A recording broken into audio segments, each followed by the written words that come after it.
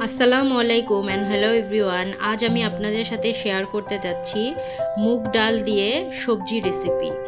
এই সবজি রেসিপিটা শীতকালে খেতে খুবই সুস্বাদু লাগে। প্রথমেই আমি এখানে নিয়ে নিচ্ছি 1 কাপ পরিমাণ মুগ।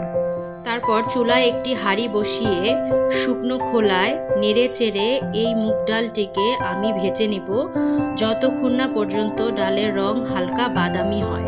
হালকা বাদামি হলে চুলার আঁচ নিভিয়ে কিছুক্ষণ ঠান্ডা করে তারপর ডাল ধুয়ে এতে আমি দিয়ে দিব সেদ্ধ হওয়ার জন্য পরিমাণ মতো পানি এবং কিছুটা লবণ। লবণটা এখানে আপনারা আপনাদের স্বাদ মতো ব্যবহার করবেন। তারপর ঢাকনা দিয়ে ঢেকে ডালটা সেদ্ধ করে নিব ভালো করে। সবজি হিসাবে এখানে আমি ফুলকপি, শালগম, গাজর, মটরশুঁটি এবং পেঁয়াজের কলি ব্যবহার করি। যেগুলো আমি টুকরো টুকরো করে কেটে নিয়েছি। আস্ত জিরা, 2 টুকরো দারচিনি, 4টা এলাচ, 1টা তেজপাতা এবং লবণ।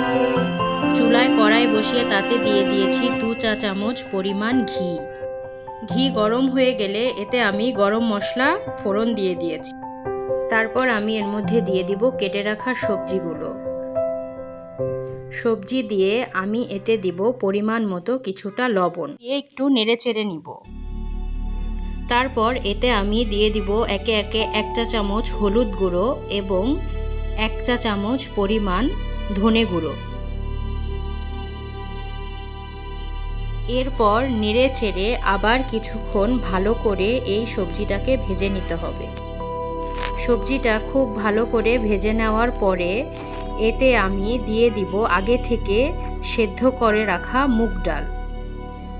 মুগ ডাল দিয়ে আবার ভালো করে সবজির সঙ্গে মিশিয়ে নিব। তারপর আমি এতে দিয়ে দিব আগে থেকে ফালি করে রাখা কিছুটা কাঁচামরিচ। তারপর দিয়ে দিব পরিমাণ মতো পানি।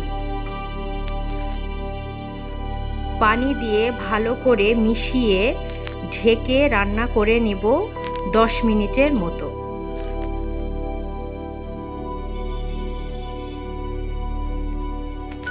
মাঝে একবার ঢাকনা খুলে ভালো করে নাড়াচাড়া দিয়ে নিব। ফোড়নের জন্য এখানে আমি নিয়ে নিয়েছি 2 চা চামচ পেঁয়াজ এবং 1 চা চামচ রসুন কুচি। তারপর চুলায় একটি ফ্রাই প্যান বসিয়ে নিব।